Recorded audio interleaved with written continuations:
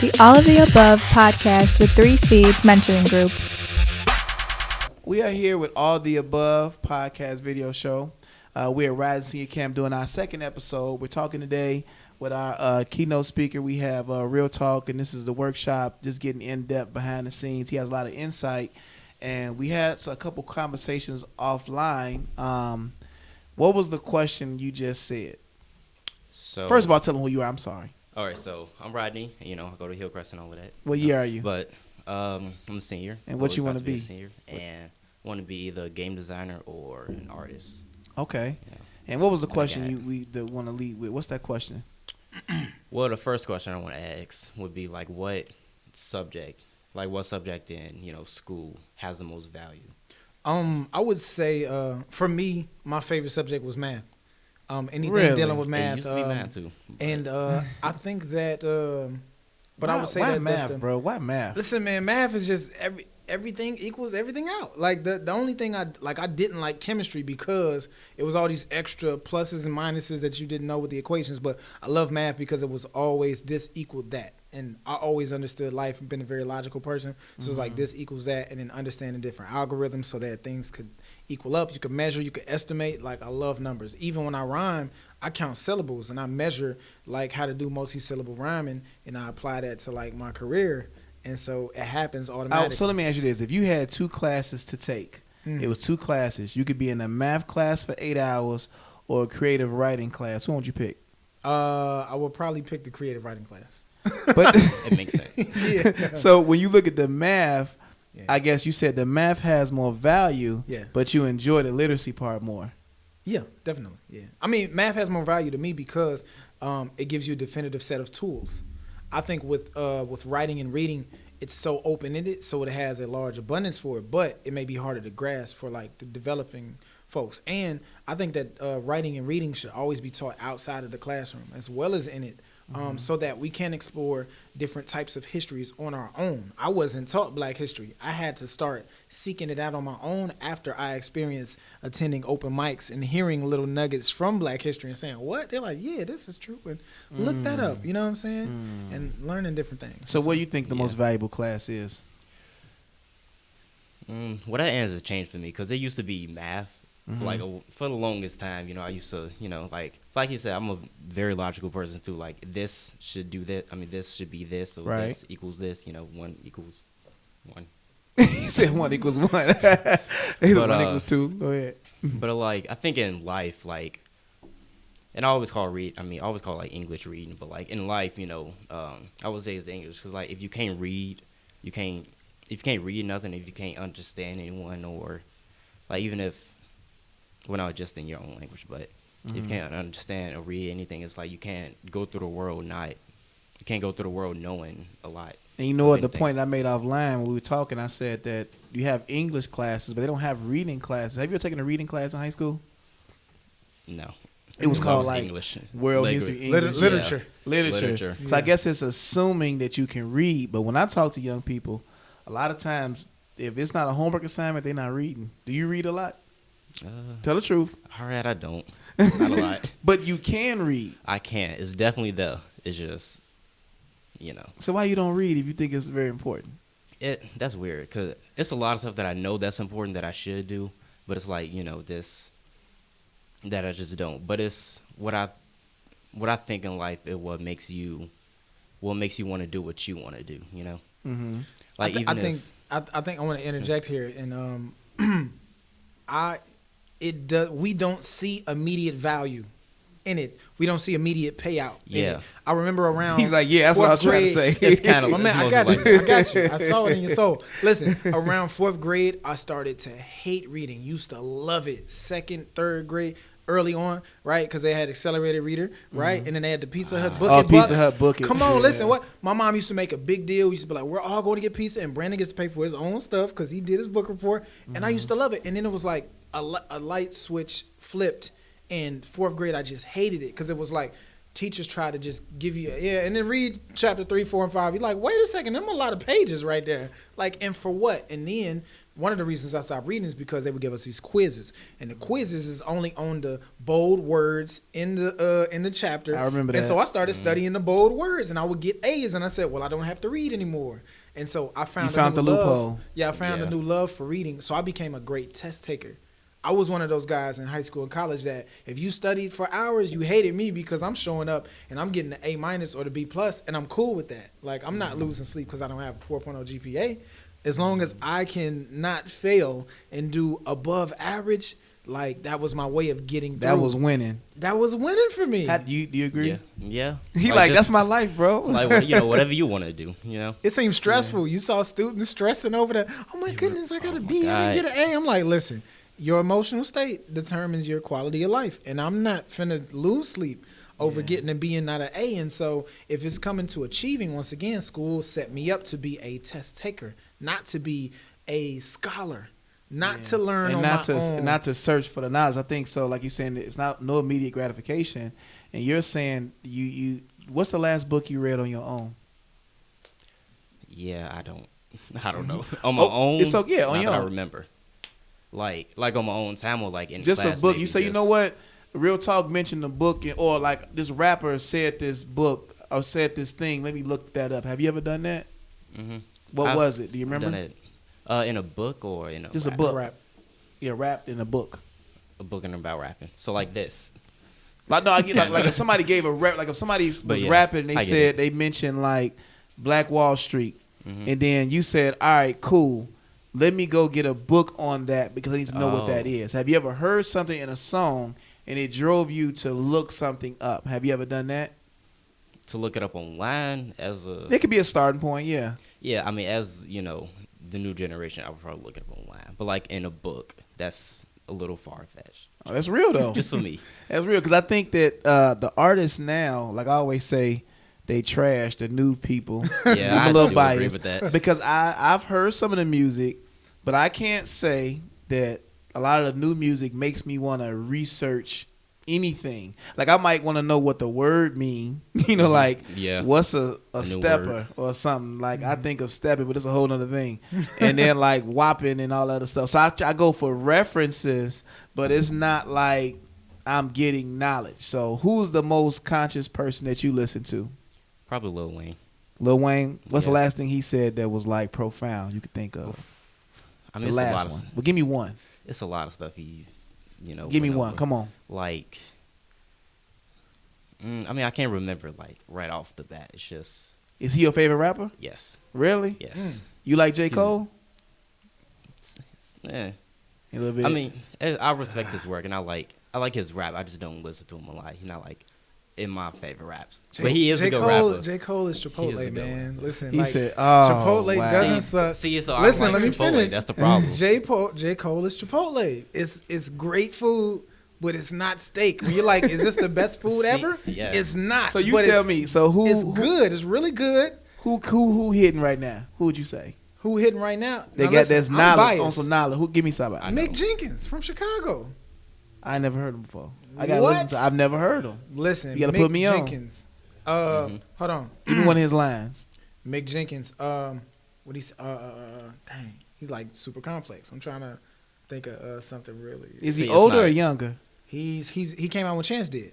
Okay. Like when he hit. So he's a part of the he's not with Save Money, Okay. but he's a part of Free Nation, and so Saba, right? So Saba, yeah, him too. Saba from the West Side. You know what I'm saying? So give me like, one of the lines. Give me a line. and what did he and No Name as well. I'm trying to think of like a definitive line that like he said he got a song called Martyrs. Okay. Right? And he's mocking Chief Keef. And he says can we curse on here or no? Cuz We ain't got the beeping technology. Okay, cool. Well, Just he say said apples or something. he said something what did he say? He said shorty talking about she do not do the fakes. Same chick that got weave. Gotta cut my lawn. There's too many snakes. That's the same stuff that got Eve. You ain't never seen it. Yeah. You ain't never seen a rich on a horse. You ain't seen Chief Keef new Porsche. Like like his wordplay. But this is like old him. Did y'all hear that? This is like him in like Did you hear that? 2014, Did you hear that? 2015. Wow. Like That's old him. yeah, Mick Jenkins is like Where is he Wordplay. now? Huh? What is he now? What is he Like now? how- He's like still rapping. He just Well, yeah, isn't like super duper famous, but it's like among like lyricists, like He got lyrics. we know. Yeah. Yeah. He would He's be like kind of like an underground rapper. Like he's not. I guess super you famous, could say that, but like you know, he's super nice. That's all I can know. that's what I'm saying. I listen to him. I listen to Jay Electronica. I listen to Saba. Do you watch those rap battles where they be in each other's face? Absolutely. You watch I them? study those Rap all the battles time. history. They be on the stage and No, they be no, like, literal. Oh, rap Ultimate battles. Rap League. URL. you got to me like Now when listen. I They I seen somebody fight off that, man. There's a dude. Now you're gonna laugh at his name, but he's the best one out right now. Is a dude named New Jersey Twerk, right? Twerk. Yes. Okay. Like, damn. Big, tall, light skinned dude, right? Okay. He was battling this dude named JC, and so he said, of course, play on words like Jesus Christ, right? He said, your fans think you JC, you got them fooled. Now, real quick background. So JC battled this dude named Tay Rock, and Tay Rock has a clique called Cave Gang. So he said, your people think you JC, you got them fooled. I knew you wasn't JC when they gave your body to the cave, and somehow you couldn't get Rock to move. That's a lot in that. Right, like a reference to like. Yeah, moving it. Yeah, the spiritual part, moving the rock, resurrection. And So that's I know what I'm you would saying. JC. So he say it, but he don't say it. And I think that I like stuff like that. And in the new music, is not like that. Oh no. It's like hey, I'm like, what? But with that like that, so I'm thinking that you from the same era when that type of stuff made you respect the wordplay and made you research. It challenged you. The stuff now is just the beat, it's the vibe. And I think that translates to people not seeking knowledge because ain't no knowledge to be sought. Rap is the highest form of lyricism, period. You're employing all assets of literature.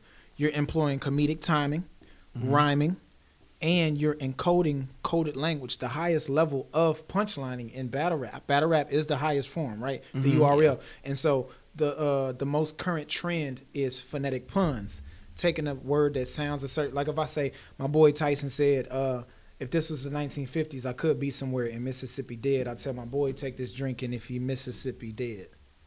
Dang. And Right? it was on That's the like, spot. right, a phonetic pun. But you, right, because They got it in the studio. They got it. Okay. you created a, but you had to make it make sense, right? Yes. And so, like I said, I something missed like, that, man. Where is they that? like I got a piece called Wordplay. I said they metaphors. My grandma say, baby, they metaphors. You met a 10. They met a loss. You met a win. God forgive me for being sick when you gave me the cure. That's a medicine. You can get smart. But listening that's to the type of like stuff that. you know what I'm saying? And so You would be sharp. Mick Jenkins, Saba, my bad, I keep hitting the table. Right. Mick Jenkins, M-I-C-K, Jenkins. He has an album called Pieces of a Man. That's his most recent one. And he's nice, man. And Saba, S-A-B-A, he's from the West Side. You heard him on the song with Chance, the damn it, forget the song. I'm over here trying to reference stuff and forget it. On my city, I feel like Alexander. Then that. Him on that hook, he raps amazingly. So like he has an album called Care For Me. And that's to me that was album of 2018. Care For Me. And you know what's so crazy? I think as we wrap up, if music conversations was like that with these lines and this wordplay, it can really be an educational tool. People will respect it. They be like, "Oh, that's dope," because we decoding messages. I think if rap is not being appreciated now for the vehicle it is, it's being cheapened, and that's why people can't stand it. But in the history of it, if you look back what you're saying, all of that literacy going into making somebody ooh and ah, that's work. You know what I'm saying? That's talent, and it's connection, and it's emotion. It could do so much. Yeah. Because you look at it's just entertainment on one end, but it's working. Because then as I remember it, I'm referencing, and then now like with you coming out to speak to the students, they're going to remember what you said, and oh man, he said this. Let me look this up. It's a message in that. You should hear that. So then they teach others just by referencing the song. Yep. Whereas nobody's saying, hey, my physics class, check this out. They're not saying that. They're like, man, my man said this and that. So now they're on the journey, knowledge of self, which is great. What's your last comment before we get out of here? Last question or follow up. What you got? Just like, well, not what inspired you, but well, it's not a real elaborate question about like what you do and stuff. Just like an open question about like maybe people that's not really open to doing big things. and stuff. Well, basically, like how are you so open to like speaking, you know, like in front of a crowd, maybe like, or like now, like in front of a camera, or just how you so? Has he comfortable doing that? Yes, how are you comfortable? Well, practice Things makes like that. permanent. Not perfect, right? You eat an Okay, apple cool. every day. You don't become perfect at eating an apple. It becomes a part of your permanent habitual actions. So I consider myself a practitioner. As an artist, he spoke earlier to my memory. One of the reasons my memory is super sharp is because I perform so frequently. I don't practice at home. I practice as I'm writing the piece, and then I perform on stages, and I watch body language. And that's how I learn and prune and say, oh, I'm going to do this different. I'm going to say this a little bit slower for a smaller crowd or a bigger crowd because of how the people reacted or didn't react. So you're very But- technical. You're technical. For real, yeah. But I digress. But to answer your question, though, ever since I was young, I was always a fan of comedy, and I loved like attention. And so I used to memorize quotes from movies and like mock them so that I could like say them at school, and then people would laugh. And then that's how I learned comedic timing. And so when I started writing raps, I learned how to employ that comedic timing to create like a laugh or to create a certain type of Feeling. reaction, right? You know, Yeah. that's all comedic timing. So yeah, it's and the confidence comes from, like I say, from doing. Practice makes permanent.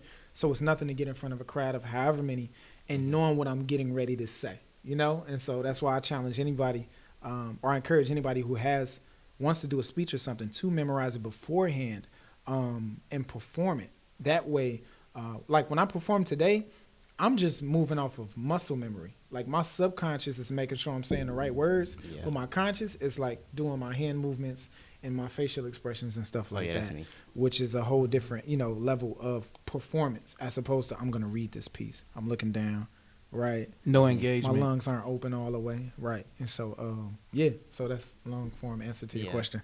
Well, I appreciate your time. Thank you for talking to our students about this. Hopefully, you guys at home got something from it. And feel free to complete the survey, the questions about it. I'd like to make sure y'all got some of the nuggets. It'll be there. But thanks again. This is All the Above podcast. Rodney, any last Definitely Rodney. Could I get him my bad? I want to give him a reference. Oh, go ahead. As far as books, one of the books that really like got my brain thinking a different way, Outliers by Malcolm Gladwell. And that book is just about a bunch of like anomalies. Like real quick, for example, it talked about how Asians, one of the reasons Asians were so good at math, it was like top 3 reasons, right? And the first reason was that they come from a history of like rice farming, and when you have to harvest a rice paddy, you have to like get in there and you work like I think like 14 hours a day, something crazy like that. So where if it's a bad piece, you have to pick it out and you have to harvest it. So just naturally, math goes into the play of how can I yield the most rice. Secondly, when they do math, they do it a very practical way. In their language, there is no word for 15. It's only 10 and 5. So as they grow up learning 15, it's only 10 and 5. There is no word for 15. When you create a new word as a child, you have to put a different compartment for that word, memorize it, go back to it. So 25, there's no word for 25. It's 20 and 5. It's 2 10s 5. It's not 25. 2 10s 5. So That's they all why learn it makes sense culturally that you would get that because it's part of your fabric. in the average human being, I want to say, can memorize up to 7 seconds worth of syllables. And so they have very short syllables. So like 752 would be like shi ni hao. 3 syllables.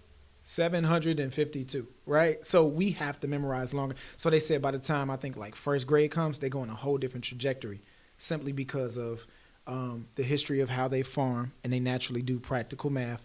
Second, the amount of syllables that they can memorize and shorten. And third, the way that they do math practically. So 2,485 is 2,000s, 400s, 8 10s, 5. And that's how they could do like long digits like in their head because that's how they view it. And so Outliers is full of different examples of anomalies and ways that people learn. Like they talk about how the Beatles did. And that book has the 10,000 hour rule. Y'all heard about that? You do something What's for that? 10,000 hours and you become a master at it. 10,000 hours? 10,000 hours. Yeah, that book talks about 10,000 hour rule. The Beatles, they say they got their once you reach 10,000 hours of doing something, you become a master at it. The Beatles they had well over 10,000 hours of playing live time before they came to the Americas. So by the time they started doing shows, they were so polished. People were like, yo, where did y'all come from? You know? Mm-hmm. But what they did was, one of the reasons they got as much time is because they took a gig, I think in Hamburg, Germany or something, where the guy owned a casino and he needed them to play. He needed talent. He said, hey, I just need people to play. People are coming in here. I need entertainment. And he was like, how long you need us to play? He was like, I need you guys to play like 280 nights out of the year for like 8 hours. And so they played original music, but they had to learn covers on the fly. And so they didn't turn down the gig. So imagine playing for 8 hours for 280 days straight with your band. You're going to get better. And so by the time they came to America, you know, when people started hearing their music, they're like, oh, the Beatles are this great band. But their skill became really, really great over, time. Practice makes permanent. Wow. Well, we appreciate that. That's a nugget. Books, songs, music, life. We out. All the above. Peace. Yes.